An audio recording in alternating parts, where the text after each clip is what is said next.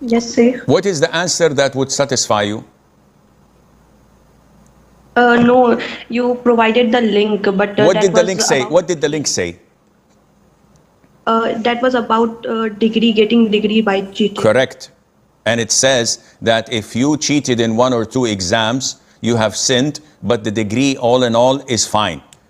If you cheated in forging the degree altogether, you did not go through tests, you did not cheat, but you forged it and falsely issued a degree that you did not study for or work for, then all your income is haram.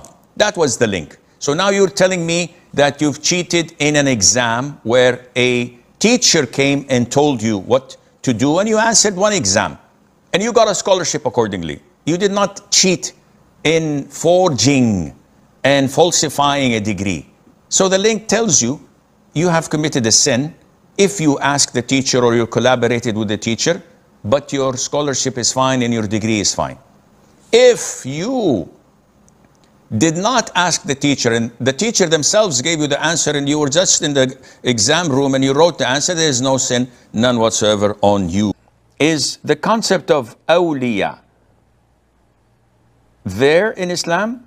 Because some people say that Allah gives some special powers to pious people and they are very close to Allah and can do miracles by the will of Allah.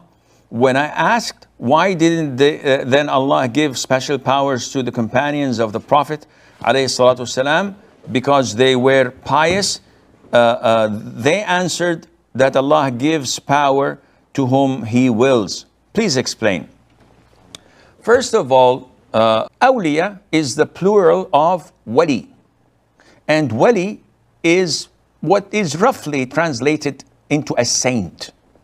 Someone who is close to Allah Azza wa Jal due to his righteousness, he's pious, he's practicing, and he's devoted to serving Allah Azza wa Jal, which makes him a close person to Allah. Now the concept of wilayah, or being close to Allah Azza wa Jal, is there in Islam. Allah says that the awliya, truly there is no fear and they are not despaired, they're not saddened. أَلَا إِنَّ أَوْلِيَاءَ اللَّهِ لَا خَوْفٌ عَلَيْهِمْ وَلَا هُمْ يَحْزَنُونَ. And then Allah says, الَّذِينَ آمَنُوا وَكَانُوا يَتَّقُونَ.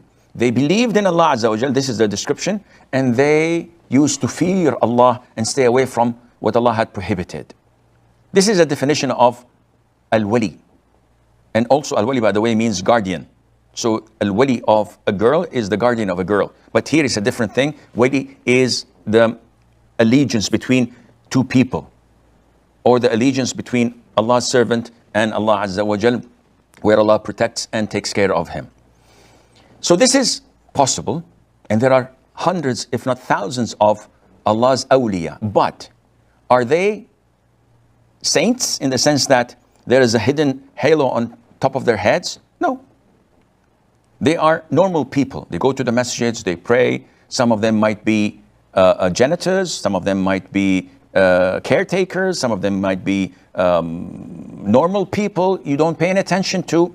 So they're not those who, when walking down the streets, everybody points and say, wow, this is wali of Allah.